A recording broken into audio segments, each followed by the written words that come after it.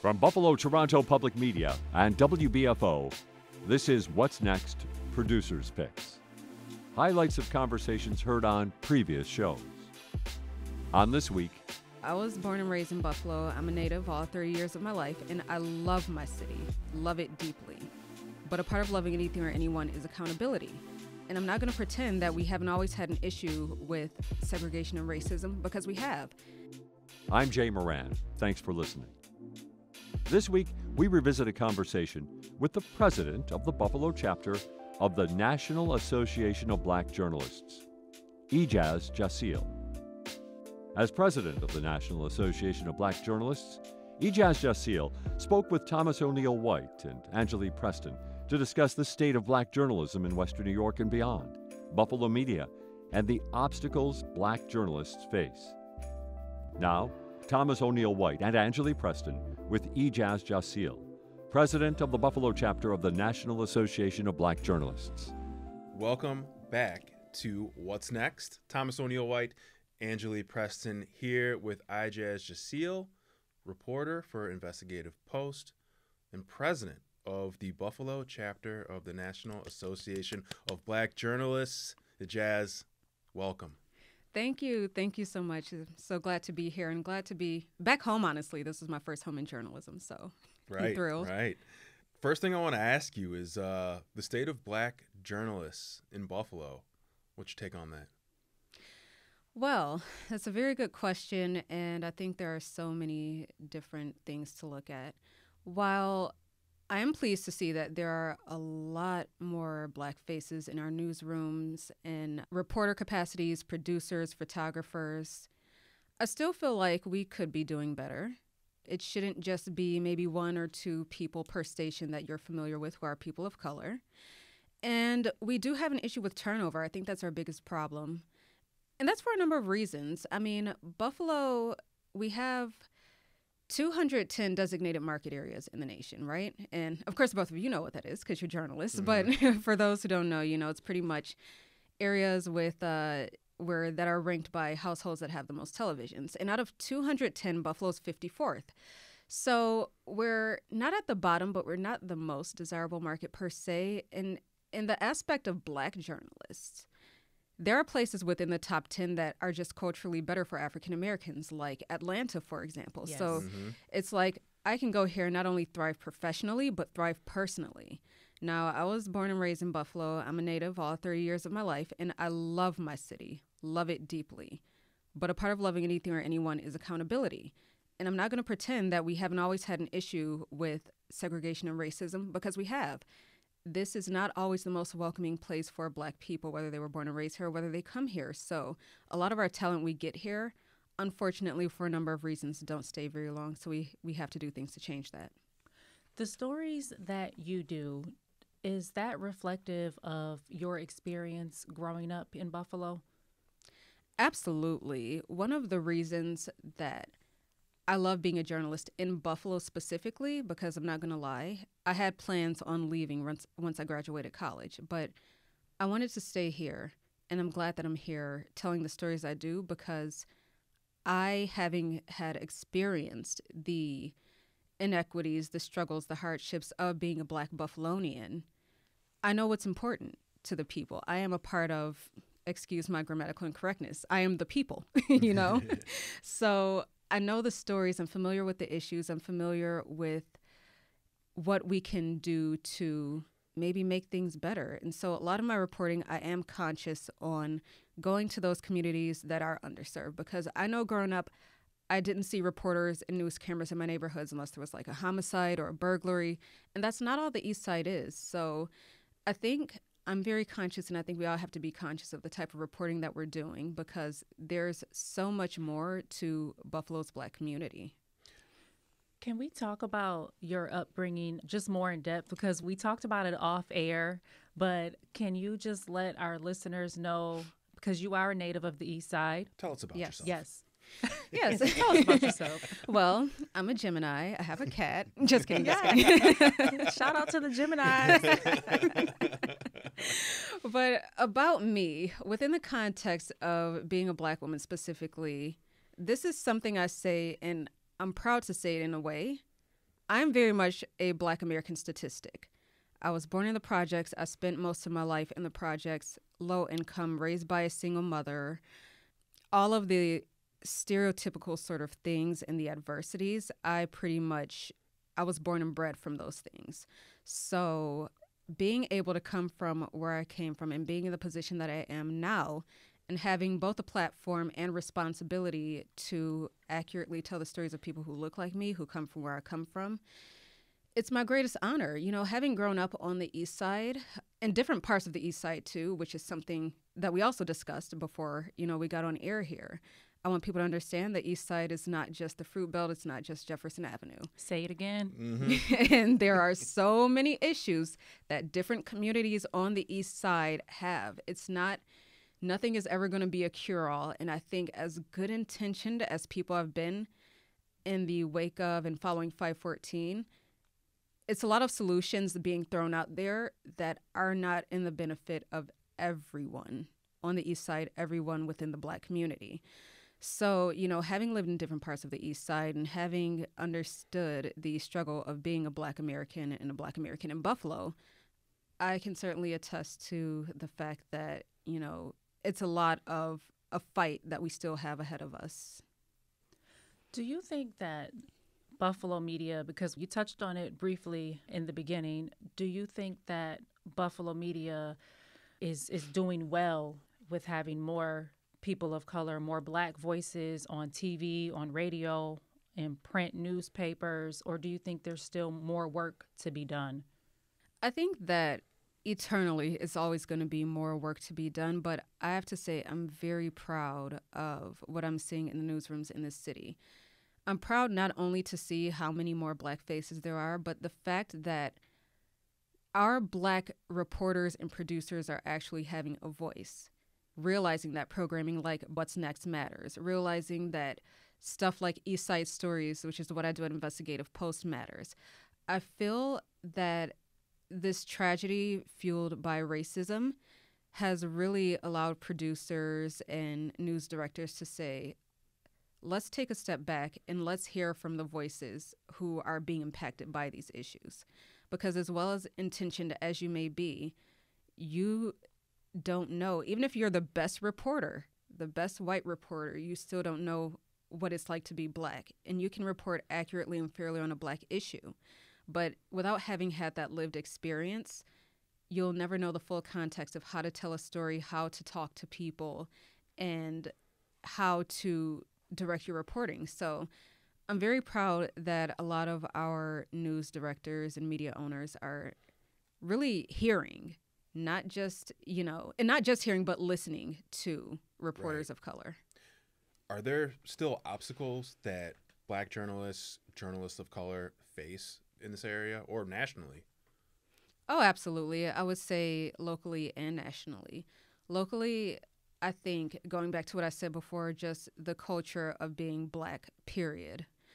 Not just as a journalist, but as a citizen here, it is not always the easiest place to make it on a personal or professional level.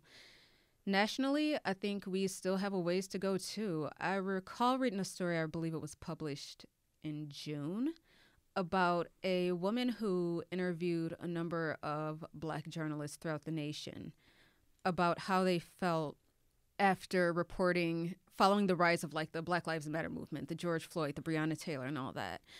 And a lot of journalists said, while they feel like those things kind of opened the door and opened conversations and sparked, the idea in the minds of producers that, hey, we've got to change what we cover and how we cover it.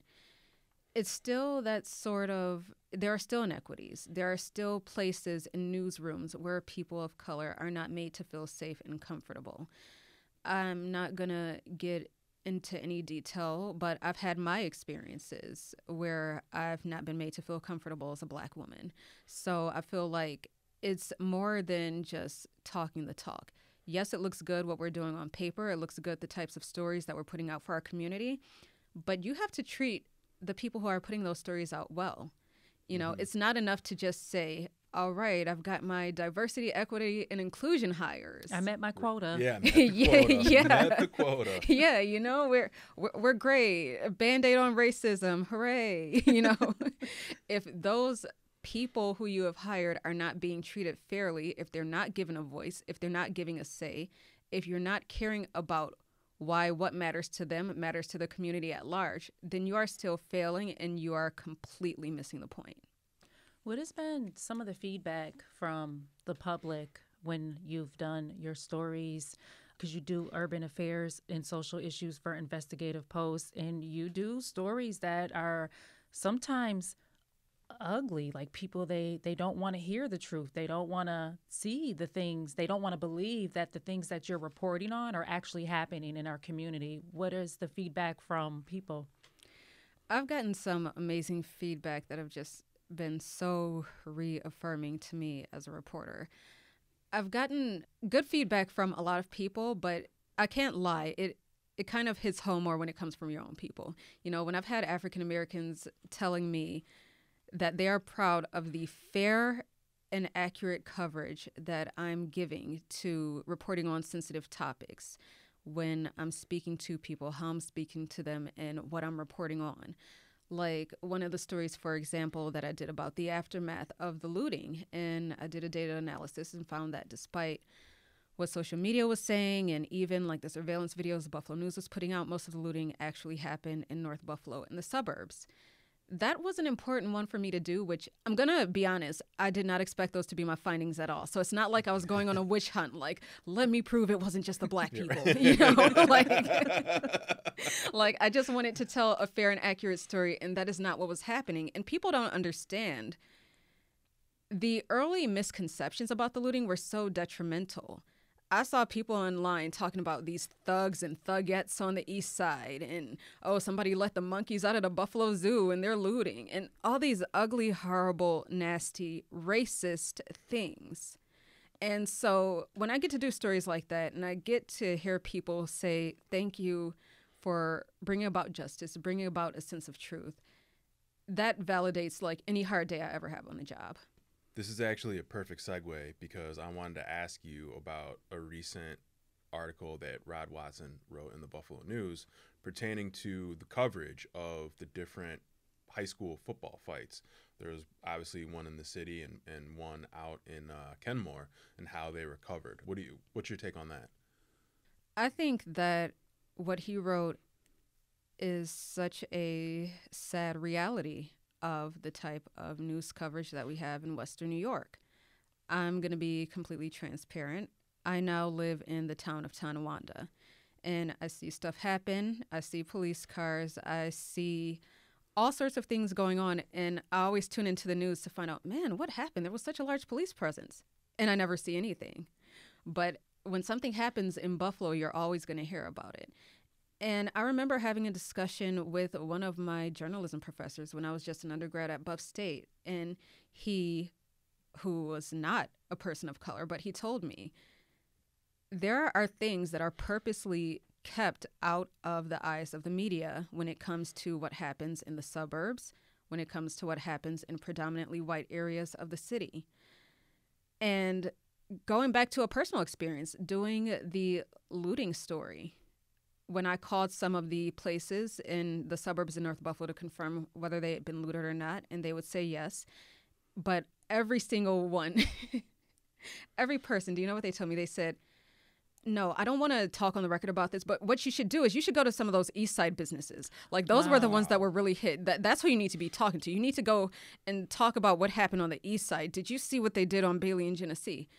And I said, yeah, I've spoken to some of them, and I would like to speak to you. I would like to expand the scope of coverage, because one thing about me, if I'm talking about someone, I don't want to talk about them. I want to talk to them. Mm-hmm. Every single story I do, I want everyone to have a voice. That is fair and equitable reporting to me. But people did not want to bring bad press to their side of town and to their towns and villages and to their little businesses in North Buffalo, because, you know, that's not what we do here. That's not us. That's not the type of stuff that happens here. So I feel like, unfortunately, until people start speaking up, and not just people of color, but until consumers and creators of news start speaking up and saying, we have got to be more equitable, stuff like this, like the football fight coverage, it's going to keep happening. if we continue to say it's okay. And if you're being passive, you are saying it's okay. It almost seems like that when you wanted to go on record with these business owners from other parts of Western New York to get an accurate portrayal of how much of looting in certain areas, that they wanted to feed the narrative of, well, the East Side already has tons of bad coverage, for years, decades, so let's just continue to focus on the East Side because that's what the narrative has been in the media. It's easy to do. It's easy to do. Exactly. And even when you look at the crime stats, yes, we do have a lot of crime on the East Side. Like I said, a part of love is accountability. Having been born and raised on the East Side, not going to act like we don't have an issue with crime and violence, because we do. But a lot of times, things that happen go unreported to the police and unreported to the news media if they happen in more affluent areas or areas with predominantly white populations. So, it's always going to be a deflection to, well, look at the East Side. That's where the real issues are happening, because that's what we're being told. And if you keep saying something enough, people are going to believe that that is the full scope of the picture and that that's the truth, when there's so much more to it. And I want to talk about, because something else that we talked about off air, we had so many good conversations off air, was the media framing of Black people. We touched on it. There's these viral moments that happen, like with Antoine Dotson, hide your kids, hide your wife. And with television media, it seems when they find Black people to interview, it's stereotypical. And then someone who probably is watching the TV that has never had an interaction with a black person in their life is looking to the news, because the news is portraying accurate, news information. And then they see a Black person and they're like, dang, that's how they all must act. What are your thoughts on that? It's so unfair and it's so detrimental, and we as journalists have ourselves to blame. I think a lot of the times when you get the people, the Antoine Dotsons and the Sweet Browns and the people like that, I think a lot of times it's journalists out in the field who are not journalists of color, who see someone who looks like maybe they have a big enough mouth and they're willing to talk. And so, okay, easy interview. Good. So I have a Black person on camera, so it doesn't look like I only spoke to all white people. And now I don't have to go talk to any more Black people. So a lot of times I feel like people are lazy, and whether it is repressed or intentional, they are also racist. People don't want to approach just a random Black person on the street because of, once again, what do you see in the news? They're inarticulate, they're dangerous. When you see the crime stories, they're the perpetrators. The news media has oftentimes been so detrimental to the perception of Black America. We really have ourselves to blame, I'll say it again. And I think, and one of the things that, going back again to when I did some 514 coverage last year, I got an email from a woman, an African-American woman. She said, "Thank you so much for your coverage. Thank you for choosing people to speak to who are articulate, for showing people that the East Side is not full of uneducated, belligerent people, but that we are humans. We're capable of articulating ourselves." And it's so sad in 2023, we're still having to prove that we're human. Yeah. We're still being seen as 3/4 of a person. We're still being seen as less than dogs and animals. We don't have families. We don't think. We don't feel. We're not educated. We can't have objective opinions about things. It's always the Black people are angry and irrational and irate.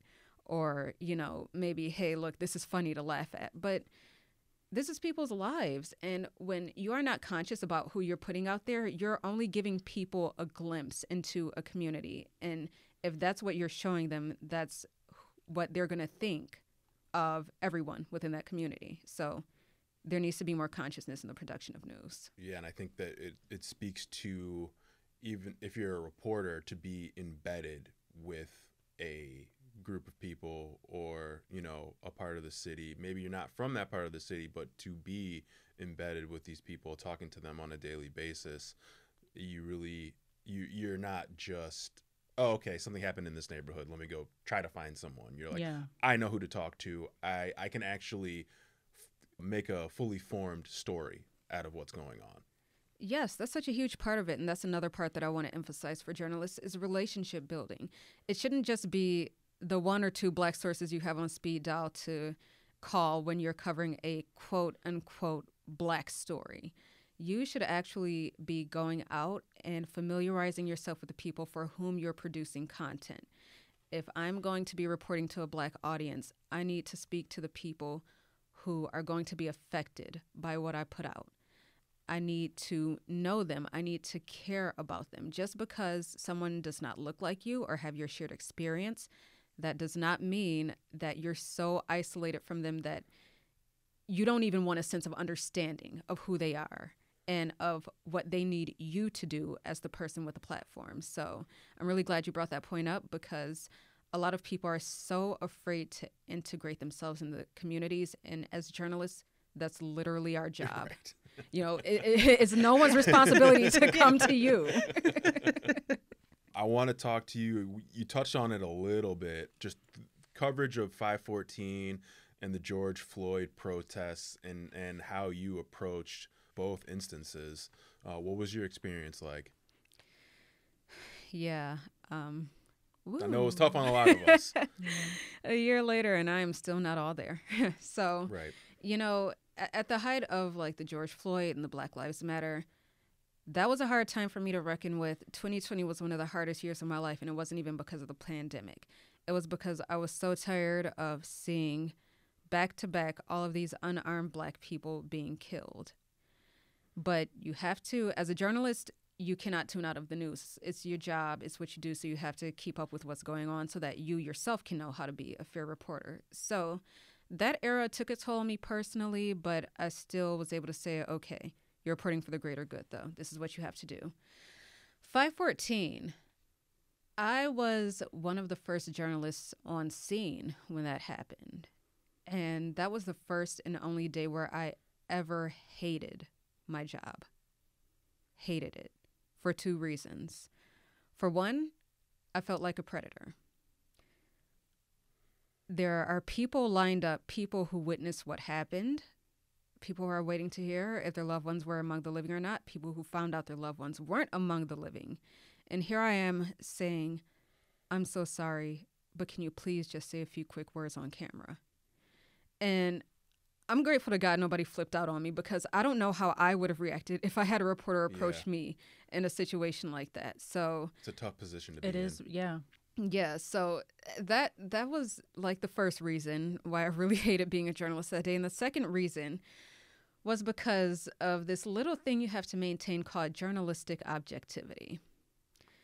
I am a Black reporter covering a racially motivated hate crime, and I cannot express anger, sadness, disappointment in the inflection of my voice, because it's never my job to tell people what to think or feel.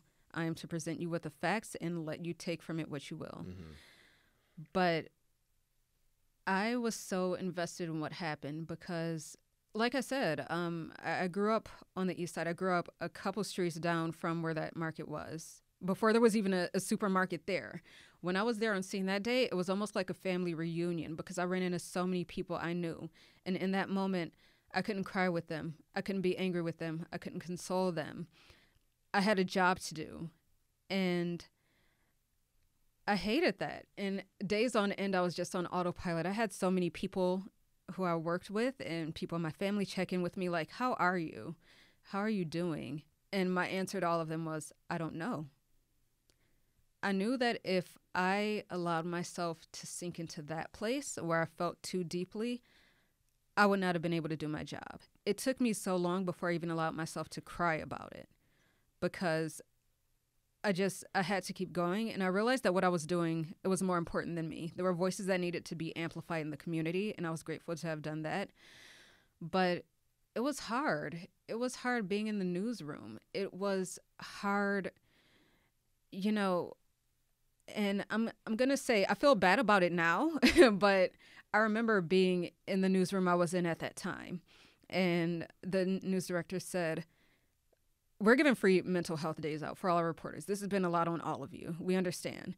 And I remember so many of my colleagues, not people of color, you know, taking off, and I was like there on ground zero every single day. I did not take a mental health day off. And I was like, wow, you're mentally distressed.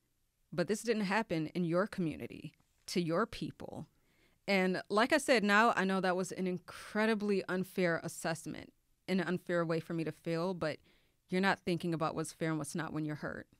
Mm-hmm. I think it's a very human emotion, too, to be angry and to... I mean, my feelings of 514, I still honestly, it's been over a year and I still honestly can't believe that. Has this happened? You know, still reporting on it and still talking to people that are closely affected to it, that have lost loved ones, that have lost friends, family. It still, to me, seems unreal. So with me having to process, I know this is about you, but just no, it's about us. With me processing my feelings about it, like I'm still like, you know, torn too, because I'm from the East Side as well, and that happened to my community as well. So I don't know what I'm trying to articulate here, but it's just like No, it's a processing thing. Yeah. I think, and it's. You maybe think that you're past a certain point in the process, but maybe you hear something or see something that triggers past emotions. And, you know, it's kind of going back to square one and trying to work through it. I mean, I'm not from the East Side. I've lived on the East Side, but I didn't grow up there. But still, like, I know people who are greatly affected by it. And it's like, yeah, I mean, you think about that person that was affected by it, and you're just like, man, and you got to work through those emotions, especially while you're doing your reporting. Exactly. And again, the fact of like being a Black journalist, that being so hard, being just a Black person first, take the journalist off of it. One of the hardest things for me to reckon with too was the whole pray for Buffalo thing. Oh, look what happened to Buffalo. Like, this didn't happen to Buffalo. This happened to the Black community. This man did not say in his manifesto, "I'm coming to kill Buffalonians." He said, "I'm coming to kill Black people." He didn't have Buffalo written on his rifle. He had the N-word. So, you know, okay, let me roll it back a bit. It's still touchy. Yeah. You know, I feel like the Black community, we're made to share our trauma. You know, like the shooting in California at the LGBT club, there's this outpouring of love surrounding the LGBTQ community, and you know, but what happened here? It's like it's a Buffalo thing. Like, no, you're missing the point. It's views like this that fuel the type of hatred to infiltrate our city, even from 3 hours away.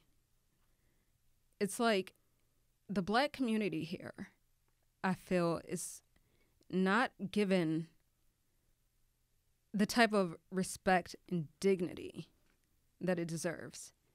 And that's why it's up to us to change that, you know? Do you feel in the aftermath of the shooting that the East Side community's pain was kind of co-opted in a way? Like, oh no, it's not pray for the East Side community. It's pray for Buffalo at large. Yeah, exactly. Pray for Buffalo. Because this happened to the city. It didn't happen to, you know. These individuals in this community. Who were targeted on the East Side, which is a predominantly Black community. Mm-hmm. Yeah, and then just to throw a little bit of salt on the wound, where are we a year later? We had literally the eyes of the nation, the eyes of the world on us. Mm-hmm. We had the president. We had the vice president. We had celebrities, politicians, public figures, everything. Can you name one thing that substantially changed for people who live over there? It's a great point. Are there any more grocery stores? Is the quality of life increasing? Is home ownership increasing? Are wages increasing? Is accessibility increasing? No, it's still. They just redid the tops. Yeah. Yeah. We have this new and improved layout so that when you walk into this place, you're not reminded of what happened because it looks different now. So everything is okay now, and we have a mural, and never forget. We'll say never forget every year on 5/14, and now everything's okay because we'll never forget. Mm-hmm. Mm-hmm. But what has that done? And that was another hard part about being a journalist, just going there every day, Jefferson Avenue, and seeing it a media circus. Like, people who lived in that neighborhood couldn't even walk and get to where they needed to be because there's just all these reporters and cameras and, just all of this chaos. And one thing about, and I'm like jumping all over the place, but going back to that day again, I remember when meaning the journalists, we were all lined up on like the corner of Jefferson and Laurel waiting for the mayor to get on scene, give a statement and everything. And there was this woman, a resident, who came out, and she was very angry and passionate. She said, like, why are you all here? You all are never here. Y'all are never in these neighborhoods. You never care about what's going on with us. And I remember a couple of my colleagues in news looking a little, I don't know, offended, annoyed. And I'm like, guilty. Yeah, exactly. I'm like, she's right. You absolutely have no right to feel away right now because everything she's saying is right. When was the last time you were over here? When it was the last homicide? Yeah. Right. Like all of these things we're seeing now about the East Side, about the community activists, about the positive things and, the people trying to make it right and all the good programs. These things and these people have been here for years.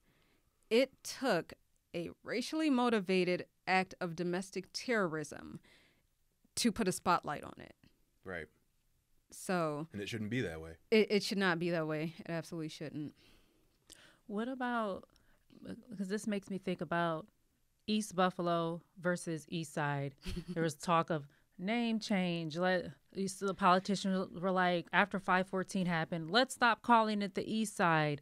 Let's call it East Buffalo. And to your point, a year later, still little has changed on many parts of the East Side. And I completely agree with you on that. But I still go on the East Side. My dad lives on the East Side. So I see it on a weekly basis. Little has been done in certain areas. And the East Side is not a monolith.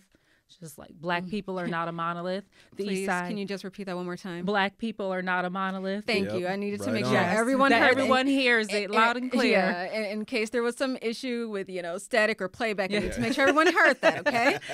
The East Side is not just Jefferson Avenue and the Merriweather Library and the Tops. The East Side is Broadway, is Bailey, is Genesee, is Schiller Park, it's parts of Kaisertown, Lovejoy, Maston. There's so many areas of the East Side that still need the attention from us, the media. But back to the East Buffalo versus East Side. What do you call the portion of the city that is east of Main Street? It is the East Side, and it will always be the East Side. Yes. Okay? It's like the difference between the Big Mac and the Big Mick. and it's so funny. Like, I think a week or two after it all happened, that was one of the stories I did, where I did like a bunch of man on the street interviews and asked people how they felt about it, people who lived on the East Side, and everyone said, it's the East Side. I'm not calling it East Buffalo. Yeah. Right. I did. I did this a similar story, and it was just like, well, yeah, no, it's the East Side. Yeah, and even when like someone had written me about my series East Side Stories, and he said, thank you so much for calling it East Side, not East Buffalo, because number one is who we've always been. The East Side is quite literally a culture. It is something that we take pride in. And the biggest thing is changing the name is not going to change the way people see us. Okay, so it's not the East Side anymore. It's East Buffalo. So does that mean people will see us as, good, upstanding citizens now? Does it mean that, they won't be racist toward us anymore because we have this dignified new name? That changes nothing. You can call it New Atlantis if you want, like whatever you want. Call it whatever you want. Nothing is going to change the way that the people who live over there is treated unless there's a conscious decision and a collective effort. It doesn't matter by what name you call that side of town. But to clarify, yes, I call it the East Side. All the people I know who grew up and live on the East Side call it the East Side. So it's the East Side, and I feel like for us that have grown up and were born and raised on the East Side, like yes, we know like we went without, and there's still so much inequity and segregation in many parts of Buffalo, including the East Side, but I feel like for us, it's a badge of honor. It's our pride. It's where we're from. Like, you know, I'm always proud when they like, where did you grow up? From the East Side, on the East Side. Grew up on Broadway, born in Langfield Projects, grew up on Broadway and Person Street, right in Broadway, Fillmore area. I'm always proud of that, no matter how much inequity still exists on the East Side. And I'm just still so proud to be from the East Side. I'm right there with you, man. I am an East Side girl through and through. Yes. Like, it's in my blood, okay? Yes. Yeah, see, and I'm not from the East Side. And like when I moved here, I lived in a suburb, and everything that I heard about the East Side was negative, just negative connotations about the area. And then when I actually like moved into the area, it was like, oh, well, this is not what I was told. And I think from when doing that story on, you know, East Buffalo versus East Side, some of the things I heard was, well, yeah, the East Side carries negative connotations, and that's why there was that push to rename the area, but that seems to have fallen off significantly. I wanted to talk about one of the stories you did for Investigative Post about the book deserts on the East Side and how there are less libraries, I should say library deserts, book deserts. Well, right. You know, same thing. You get your books from a library. Yeah. Can you talk more about that, and why did you want to shine a light on the lack of libraries on the East Side? So first I have to give a shout out to my colleague Garrett Looker. He really did the heavy lifting for like a year and a half with his research and reporting. He did the first book, Desert Stories, and I was able to do an East Side Story spinoff because of that. And I thought it was so important to keep the story and this subject alive, because I don't think people understand how detrimental it is that there is a lack of reading materials on the East Side. When there was this huge closure of libraries that occurred over a decade ago, please forgive me if I'm wrong, I believe 9 libraries, though, were closed throughout the city. 5 of those were on the east side of Buffalo, and it's created this gap. Some of those places where the libraries were, there's nothing there. It's just more urban blight. So it's not like a library was taken and replaced with something. There's just nothing there. And you hear about, especially after 514, the East Side being a food desert. But people don't realize there is so much more missing for residents who live on this side of town. And when you want to talk about fostering the next generation to combat these systemic issues, every single thing begins with education. Everything. And if a child does not have access to a bookstore, to a library, to somewhere where they can get reading materials, where they can learn about the world, learn about maybe what they want to do in life, we are doing the entire world a disservice when we stunt our children. And I think that's what people need to realize. That's why I'm so grateful for the owners of Zawadi Books for letting me into their world and for doing what they've done for the community all of these years, because we have some of the worst literacy rates in our schools on the East Side. And it's not because, as was said by pseudoscientific studies in the past, Black people are just incapable of learning in the same capacity as white people. That is not true. It is a lack of resources.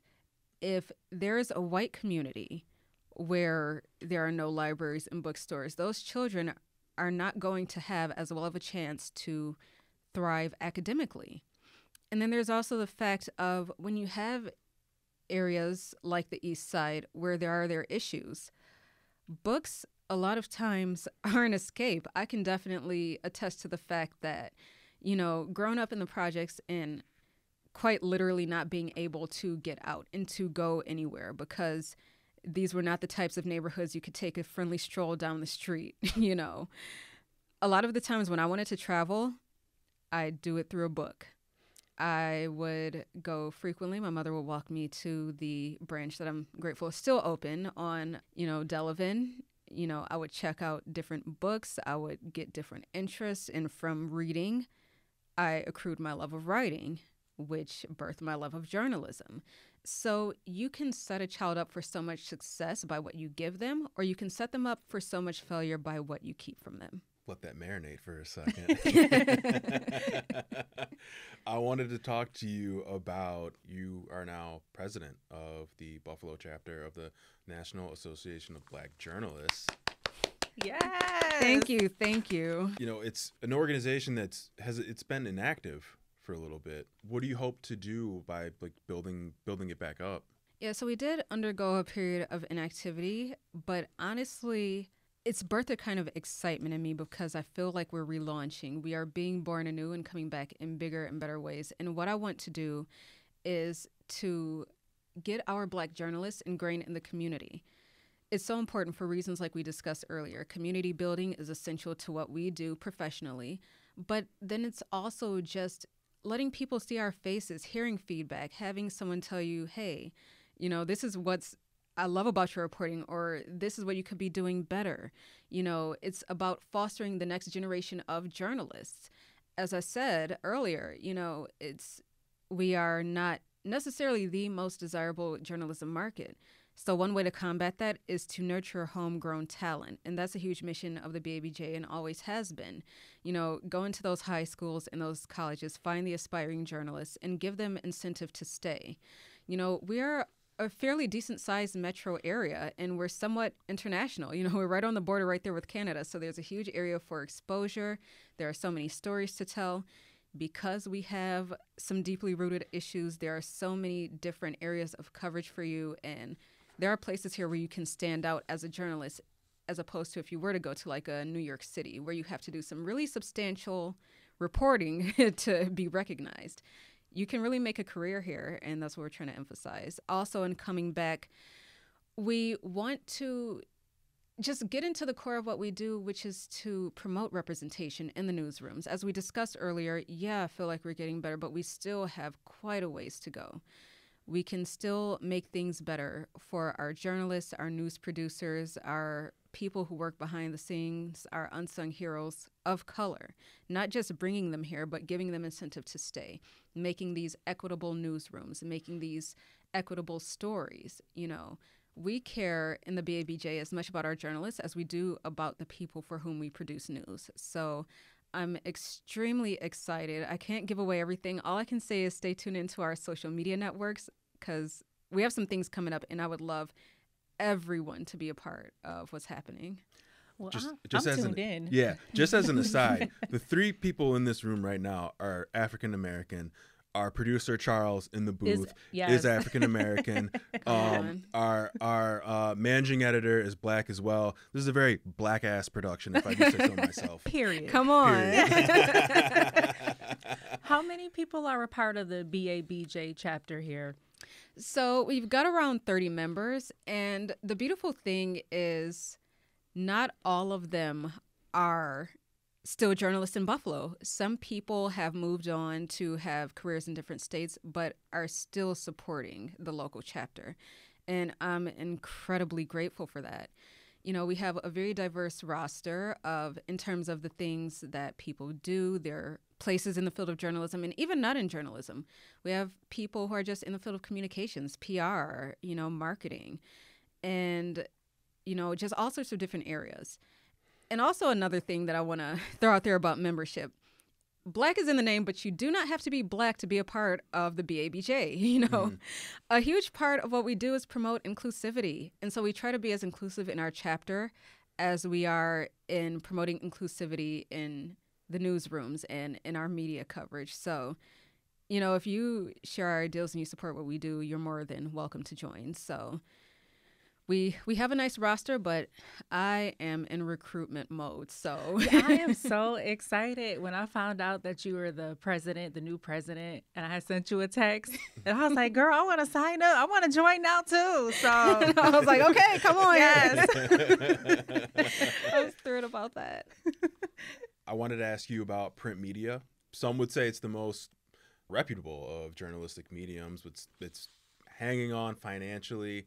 You see newsrooms shrinking and even the big papers contracting. In your opinion, how can we change that course? Should we rethink how we deliver print news, or what do you think? So I wouldn't go so far as to say that print is dead. I don't think it will ever be dead.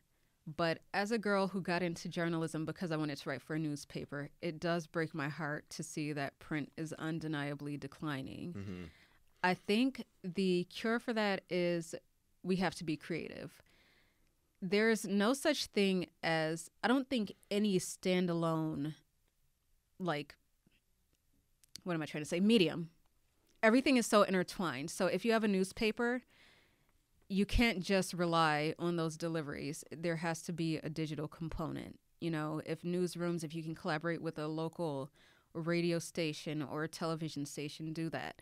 The key to keeping print not just alive but thriving is to really utilize every possible outlet and, technological resource that you can. We live in the age of technology where it is easier for anyone to produce news. So when you take all those resources and you put them into a newsroom of people who know what they're doing, you're guaranteed for success. But you can't be stubborn. And I find that a lot of my colleagues in print are a bit stubborn because print is a very old school medium. Mm-hmm. And I respect it for that reason. But at the same time, you cannot ignore the changes and you can't fight the changes. Think about your reach and your impact, how you can multiply that by so much by expanding your footprint, especially digitally. Most people consume news on their phones, on their tablets. Scroll. Right. Swipe up. Exactly. A lot of people, I know, a lot of times I myself find out about breaking news through social media before I even head to a news media outlet. And, a lot of people have the mindset where if I can get minute by minute update on a news story, why wouldn't I check in here instead of waiting till what? When is print going to publish this? Tomorrow? I'm hearing about yesterday's news today. Right. So even though I feel like print, I will go on the record as saying I think print is the medium that has the most journalistic integrity. I feel like the best reports are done in print. I feel like there's so much more. I personally think it's vastly unfair that print journalists are like among the lowest paid because I feel like it's a lot more work and harder work to tell a print story because you don't have the aids of visuals or audio. Mm-hmm. But just getting back on track, even though print is this wonderful thing, it has to evolve in order to thrive. It has to meet the needs of its consumers. You cannot stay stuck. You can't be afraid to do a new thing. Yeah. And can we just say amorphous? Can we just say journalism is not dead? It's not dead. What's next for you, Ijaz? I don't know. I never know what's next. I have to say, my career has always taken me places that I said I would never go. When I said I came in here as a print girl, I meant that. And I fought all my professors who said I would need to learn how to do like audio and television stuff because I said, no, I'm going to write. I don't need to know this. But my very first job, who'd have thunk it, would be on the radio. Right here. right here. Comfy confines of Lower Terrace. Yeah. So one thing that I've learned is that while it's good to have a vision, don't let your vision give you tunnel vision to where you're so just narrow-eyed on what's ahead. You don't see the possibilities around you. So I'm just keeping myself so open to what's coming. But I'm just filled with incredible gratitude for where I am professionally and personally. I used to think it's so fake when people would say, I love what I do so much, I could do it for free. Like, you're lying. Everybody got to get paid. Okay. Yeah. You sound crazy. Like, bye. But Work for free? Who? but I literally feel I love what I do so much. I don't even feel like it's work. Every day I go into my newsroom with a smile on my face because I'm doing what I get to do. I'm doing what I love more than anything else in the world, and it astounds me that I get paid for it. You know, I was having a conversation with someone, and he kind of asked me similarly the same question, like, so, you know, where do you see yourself going? And I said, when I think about everything I wanted to do, technically, by my own standards, I've already made it. I feel like I've done and I'm doing what I've set out to do.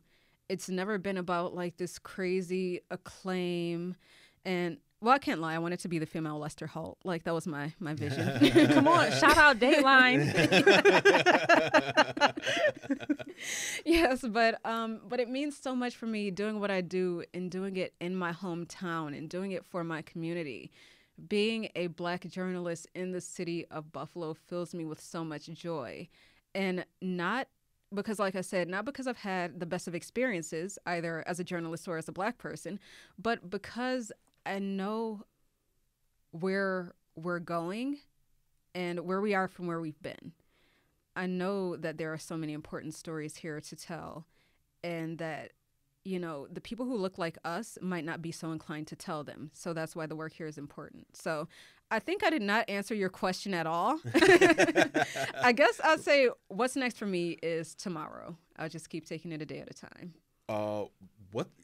Give me some advice or give some advice for new journalists and journalists of color. What do you want to impart on them?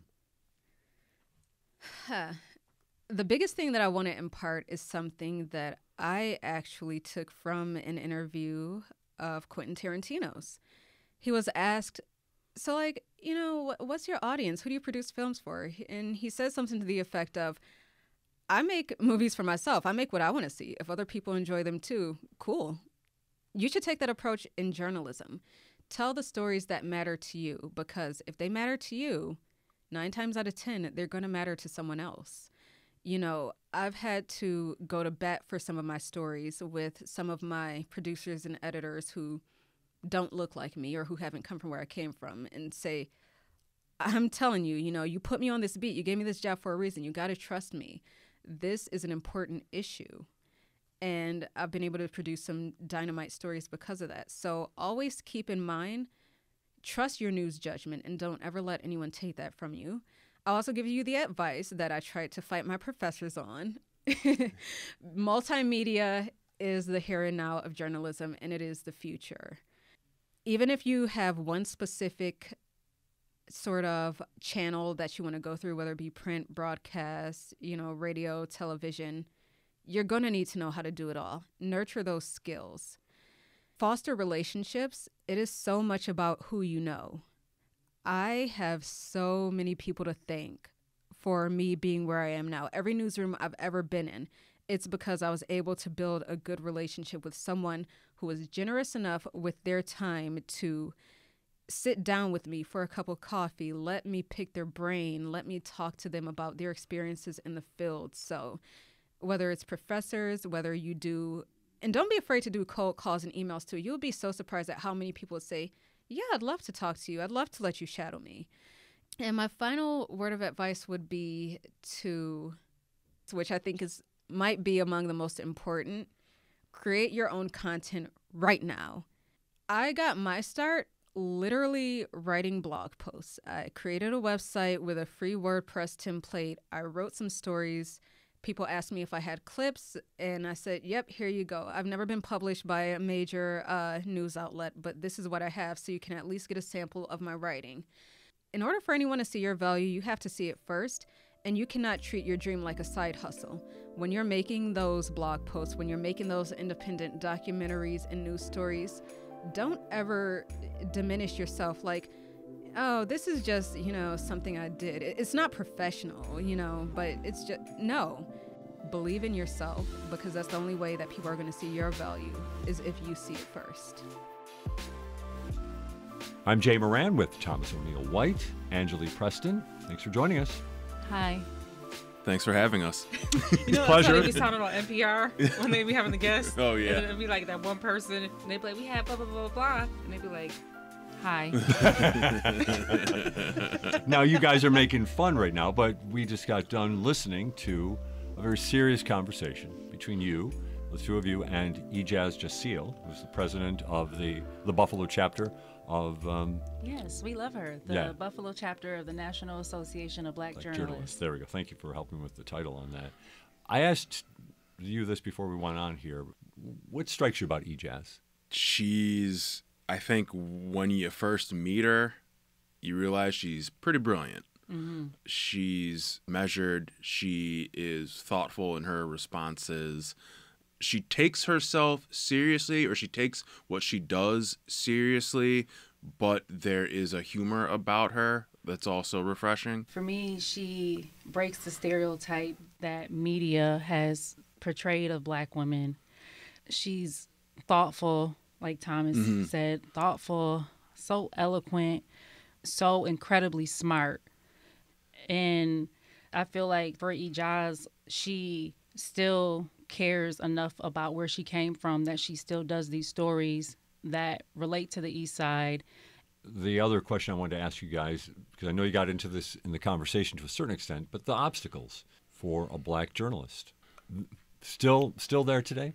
Still obstacles? I think so, to some degree, because when we look at the history of media, it's really been a white space for so long. Operating in these spaces, there's always going to be obstacles. And that's just kind of an equity thing at this point.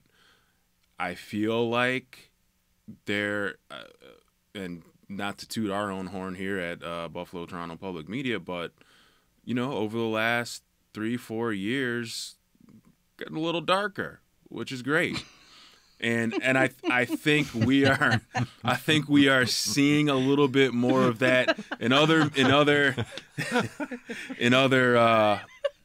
other stations as well. Definitely. And that's whether that's, you know, Asian, whether that's Hispanic, whether it's Black, you need Native American. You need those voices in the newsroom. And you need to have those voices in your content. It's just that's this is what the United States of America looks like. And to not do that would be doing a disservice to your station and to your, you know, listeners. Thomas O'Neill White and Angelea Preston, thanks for the conversation with me, and more importantly, thanks for the conversation with Ijaz Jasil. Thanks. Okay, bye.